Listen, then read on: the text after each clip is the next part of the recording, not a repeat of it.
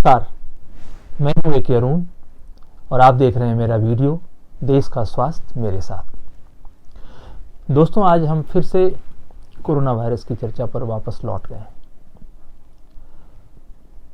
पता नहीं यह चर्चा हमें कब तक करनी पड़ेगी, क्योंकि हर बार हर हफ्ते कुछ नई नई जानकारियां सामने आती हैं और एक जन स्वास्थ्य कार्यकर्ता के नाते मेरी जिम्मेवारी है कि मैं अपने दर्शकों को, अपने मित्रों को, मुझे सुनने वाले उन सभी लोगों को, देशवासियों को बता सकूं कि कोरोना वायरस संक्रमण और उसके वैक्सीन को लेकर जो नई चर्चाएं हैं उसमें कितनी सच्चाई है और वो कितना ज़रूरी है आपको जानना।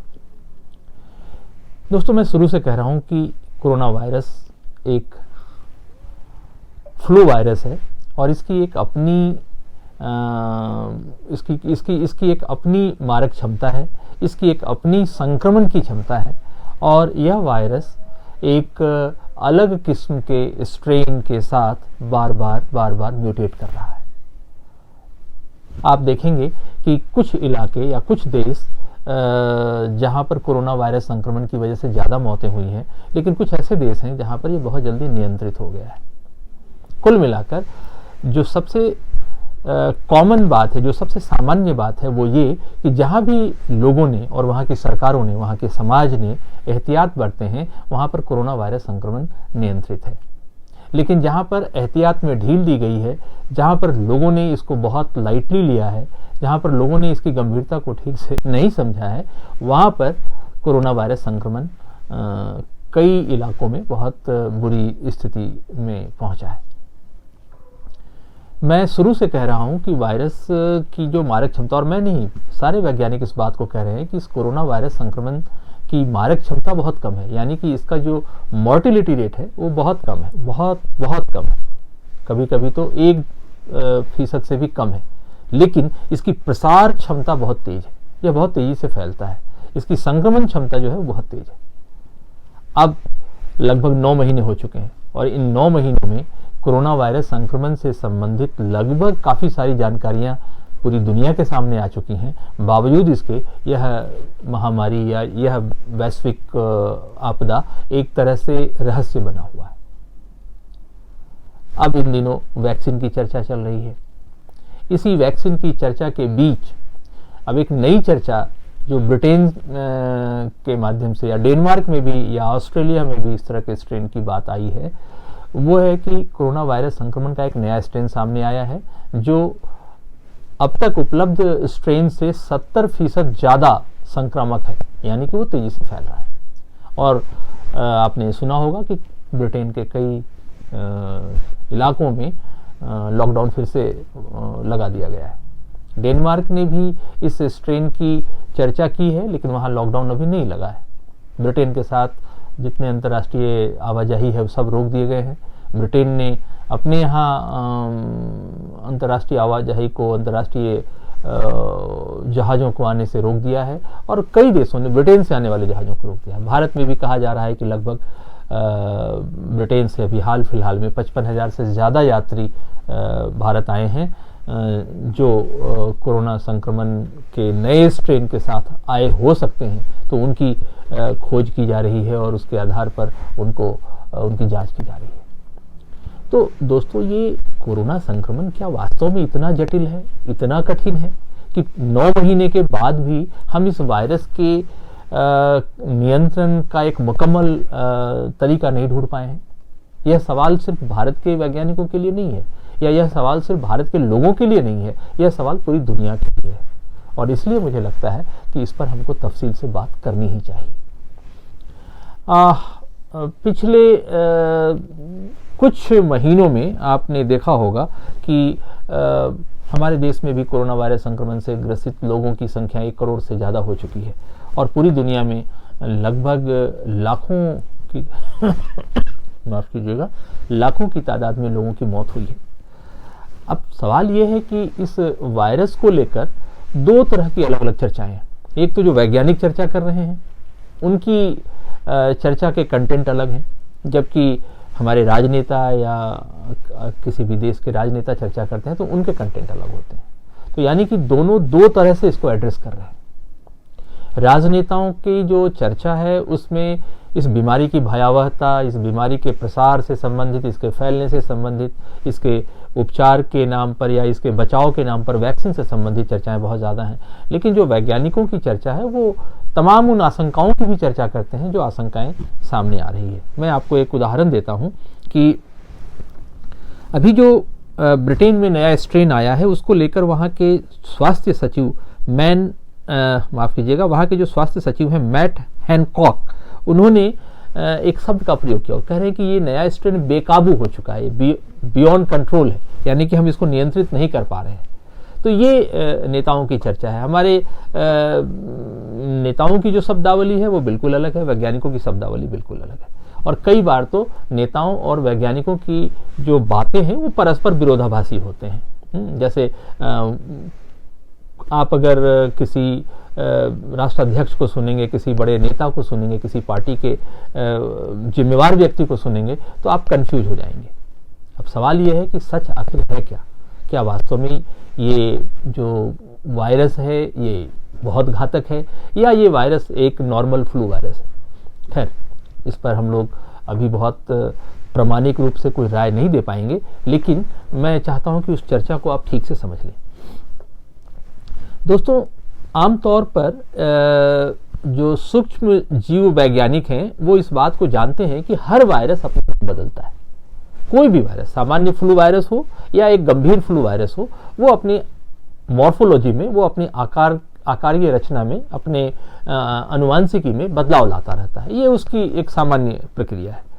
कोविड-19 जीनोमिक्स यूके कंसोर्टियम के प्रोफेसर निक लोमेन कहते हैं कि कोरोना वायरस के नए स्ट्रेन को लेकर जो चिंता है उसकी कई वजह हैं। पहला यह कि यह वायरस बहुत तेजी से फैल रहा है, यह वायरस बहुत तेजी से म्यूटेट कर रहा है, यह वायरस बहुत तेजी से एक जगह से दूसरी जगह पहुंच रहा है। जाहिर है कि इसके कई पहलू हैं। जैसे कहा जा रहा है कि इसके कभी कभी इसके मुख्य संरचना में बदलाव आ जाता है, मतलब ये पूरा का पूरा वायरस ही चेंज हो रहा है। कई बार कहा जा रहा है कि उसके अंदर जो सेलुलर चेंजेज हैं वो एक तात्कालिक चेंजेज हैं, वो एक आप कह सकते हैं कि वो एक एकांगी चेंजेज हैं। लेकिन ये सब के सब जो बदलाव हैं वो सब मनुष्य को परेशान कर रहे हैं। नए वाले वायरस के बारे में कहा जा रहा है कि 70% ज़्यादा संक्रामक है। हो सकता है यह संक्रामक हो, लेकिन हम देख ये रहे हैं कि वायरस अब उस हिसाब से आप देखें तो लगभग 100 से ज़्यादा स्ट्रेन इसके सामने आ चुके हैं और अलग अलग स्ट्रेन के अलग अलग नाम है। जैसे दुनिया भर में जो वायरसों का जो जेनेटिक कोड होता है उस पर काम करने वाली संस्था उसको नेक्स्ट स्ट्रेन कहते हैं। उस संस्था के जो आंकड़े हैं वो एक अलग किस्म की कोरोना वायरस को लेकर जो एक अलग किस्म की समझ हमारे दिमाग में पैदा करते हैं। कहते हैं कि ब्रिटेन में जो वायरस फैला वो एक अलग स्ट्रेन का वायरस था। अब उसको कई तरह से नाम दिया जा रहा है, जैसे D614G वायरस स्ट्रेन फरवरी में यूरोप में मिला था, A222V स्ट्रेन भी ब्रिटेन में ही मिला था, और अभी जो VUI 202012/01 जो वायरस है ये भी ब्रिटेन में ही मिला। तो देखा यह जा रहा है कि पिछले 4-5 महीनों में ब्रिटेन में वायरस बहुत तेजी से अपनी संरचना में, अपने मॉर्फोलॉजी में, अपने जीनोम में बदलाव ला रहा है।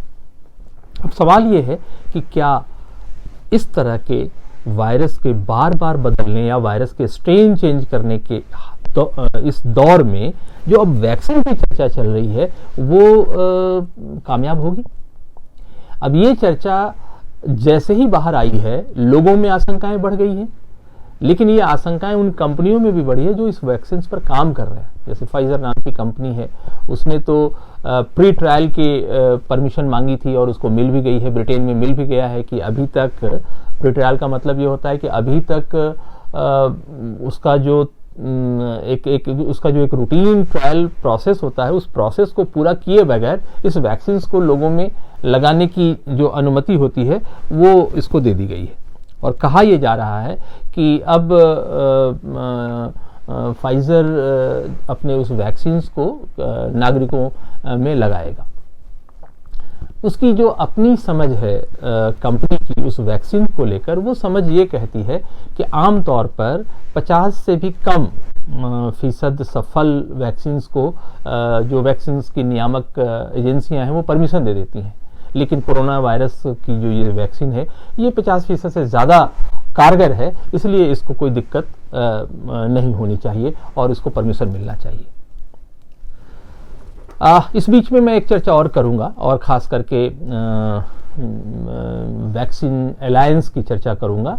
बिल गेट्स का जो फाउंडेशन है, मिलिंदा गेट्स फाउंडेशन, उस फाउंडेशन ने गावी नाम के एक संगठन की स्थापना की थी। गावी का मतलब होता है global alliance for vaccination and immunisation.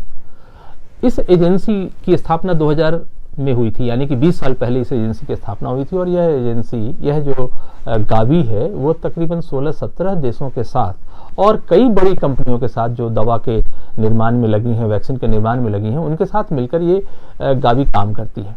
Gavi का जो अपना एक काम करने का जो एक दायरा है वो वैक्सीन केंद्रित दायरा है, यानी कि वो वैक्सीन के निर्माण से लेकर वैक्सीन के वितरण पर अपनी दखल रखती है और उसकी कोशिश होती है कि वो लगभग इस तरह के तमाम वैक्सीन को दुनिया भर में पहुंचा सके।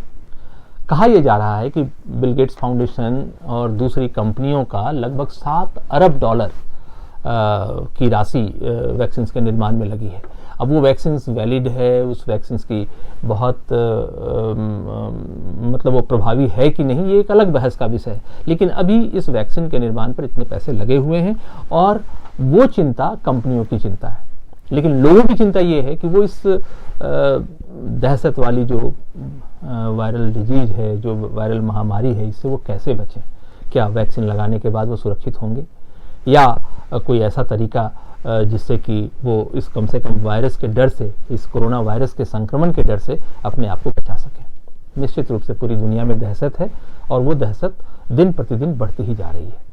तो दोस्तों, इसलिए मैं इन बातों की चर्चा आपसे कर रहा हूं कि आप कम से कम समझ लें कि अलग अलग एजेंसियों की जो सक्रियता है उसके पीछे कौन सी सोच काम कर रही है उनकी। आपकी चिंता आपके जीवन को लेकर है, आपकी चिंता आपके स्वास्थ्य को लेकर है, लेकिन कंपनियों की चिंता विशुद्ध रूप से मुनाफा को लेकर है। और ये बात लगभग अब तक की पूरी वक्तव्य में जो मैंने आपके सामने तथ्य रखे, उसमें ये बातें बहुत सफाई से सामने आ रही है। गेट्स फाउंडेशन की तरफ से बिल गेट्स ने अभी अपना एक एनुअल रिपोर्ट जारी किया। वो हर साल जनवरी में अपना रिपोर्ट जारी करते हैं, लेकिन इस बार उन्होंने बहुत जल्दी, 1 महीना पहले ही अपनी एनुअल रिपोर्ट जारी की है। और उस एनुअल रिपोर्ट में उन्होंने चिंता व्यक्त की है कि स्ट्रेन बदलने के बावजूद जो वैक्सीन है वो एक अच्छा इम्यून बूस्टर का काम करेगा। इसलिए वो सभी दुनिया के सभी देशों में वो इस बात को पहुंचाना चाहते हैं कि सरकारें वैक्सीन का उपयोग शुरू कर दें, जनवरी, फरवरी, मार्च से जब से भी। और उनका कहना है, बिल गेट्स कह रहे हैं कि पूरी दुनिया में लगभग 7.8 अरब की आबादी है, तो उस आबादी में से वो कह रहे हैं कि 70% लोगों को ये वैक्सीन लेना जरूरी होगा। अगर 70% लोगों को ये वैक्सीन दे दिया जाए तो हम उम्मीद कर सकते हैं कि कोरोना संक्रमण से हम पूरी दुनिया को बचा सकते हैं। अब 70% का मतलब है कि कम से कम 10 अरब मतलब 5 अरब लोग, 5 बिलियन जो पॉपुलेशन है उसको कवर करना पड़ेगा। और 5 बिलियन पॉपुलेशन के लिए एक व्यक्ति को 2 शॉट्स वैक्सीन के लगाने होंगे, तो 10 अरब मतलब 10 बिलियन डोजेस की जरूरत होगी। और जो हमारी दुनिया में जितनी भी कंपनियां वैक्सीन के निर्माण में लगी हैं, उन सब कंपनियों को अगर लगा दिया जाए तो भी कम से कम 2 साल लगेंगे 10 अरब वैक्सीन के डोजेस को बनाने में। यानी कि अगले 2 साल में हम पूरी दुनिया को इम्यूनाइज कर पाएंगे अगर हम वॉर फुटिंग पे काम करें। एक बात और कहते हैं बिल गेट्स, उनके रिपोर्ट में उन्होंने मेंशन किया है कि जैसे दूसरे विश्व युद्ध में कंपनियों को वॉर फुटिंग पे लगाया गया था, आप समझिए कौन सी कंपनियां थी। ये वो कंपनियां थी जो टैंक बनाती थी, ये वो कंपनियां थी जो आर्म्स एंड हथियार बनाते थे। तो इन कंपनियों को दूसरे विश्व युद्ध में स्पेशल प्रिविलेज देकर वॉर फुटिंग पे लगाया गया था। तो ये कह रहे हैं कि दूसरे विश्व युद्ध जैसी ही स्थिति में काम करना पड़ेगा, तब जाके हम कोरोना वायरस संक्रमण से बचाव की वैक्सीन को दुनिया के कोने कोने में पहुंचा पाएंगे और इस वायरस से लोगों को बचा पाएंगे। अब वॉर फुटिंग पे वो किसको लगाना चाहते हैं? वो वैक्सीन की कंपनियों को लगाना चाहते हैं। तो दोस्तों आप यहाँ समझिए कि बिल गेट्स की जो चिंता है वो कंपनियों के मुनाफे की चिंता है। उसमें कह सकते हैं कि नहीं, उनकी चिंता लोगों के सेहत की भी है, लेकिन लोगों के सेहत पर उनकी बातचीत उतनी फोकस नहीं है जितनी कि उनकी कंपनियों की। उन्होंने वॉर फुटिंग पर कंपनियों को लगाने की बात की है। जाहिर है कि अभी तक ये बात स्पष्ट नहीं हो पाया है कि कोरोना वायरस से बचाव की जो वैक्सीन है वो बहुत प्रभावी है और वो मुकम्मल है, और उसको लगाने के बाद हम कोरोना संक्रमण से एक तरह से बिल्कुल हम आश्वस्त हो सकते हैं कि हम उससे मुक्त हो जाएंगे।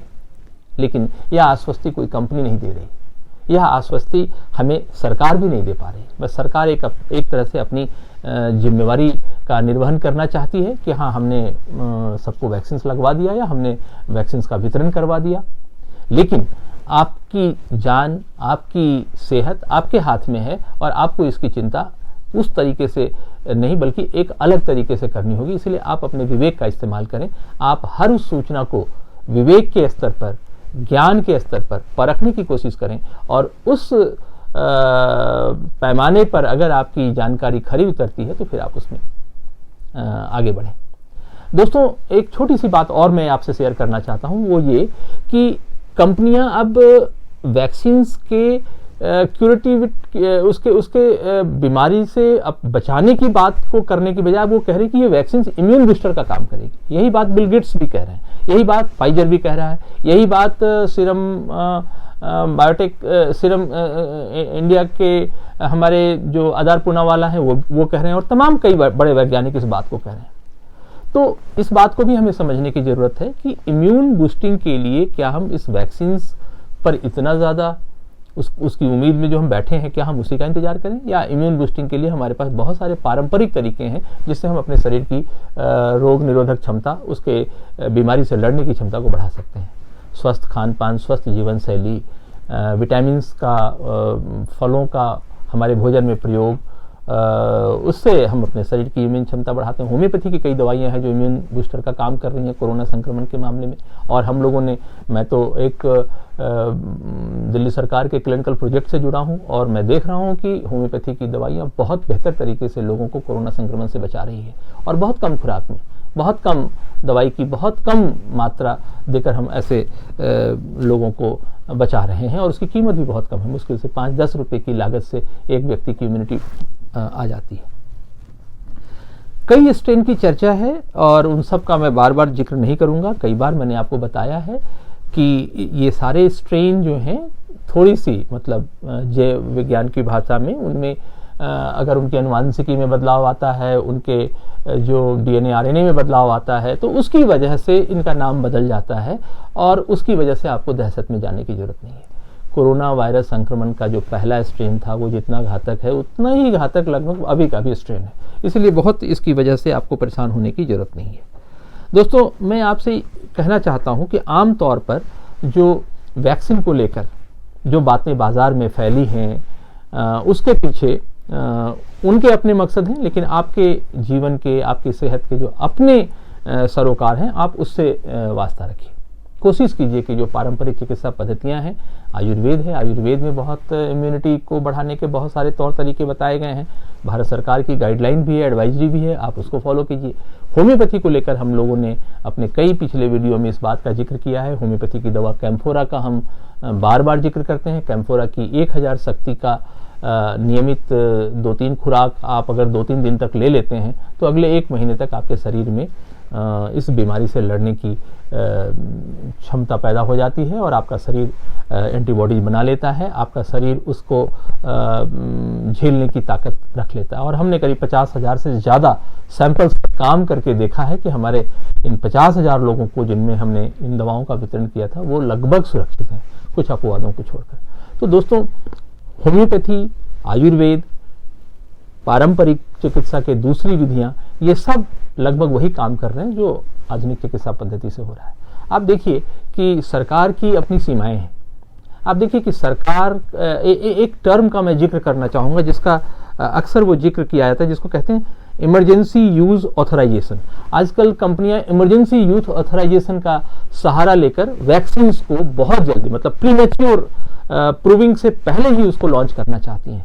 आपको मैं याद दिलाना चाहता हूं कि रेमडेसिविर नाम की जो दवा थी वो भी इसी EUA के तहत कोरोना के संक्रमण के इलाज के लिए प्रयोग में लाई गई थी, लेकिन जब बाद में उसके सीवियर साइड इफेक्ट सामने आए तो WHO ने उसको अपनी कोरोना के इलाज की दवा के लिस्ट से ही बाहर कर दिया। तो इसलिए इसके अपने खतरे हैं। जो EUA के तहत जो वैक्सीन को परमिशन मिल रहा है उस पर बहुत भरोसा नहीं किया जा सकता। दोस्तों, बहुत सारी जानकारियां हैं, बहुत सारी बातें हैं जो समय समय पर आपके सामने आती रहेंगी, मैं भी लाता रहूँगा। आप भी सजग रहिए, सूचना के जो प्रामाणिक माध्यम हैं उन तक अपनी पहुंच बनाइए।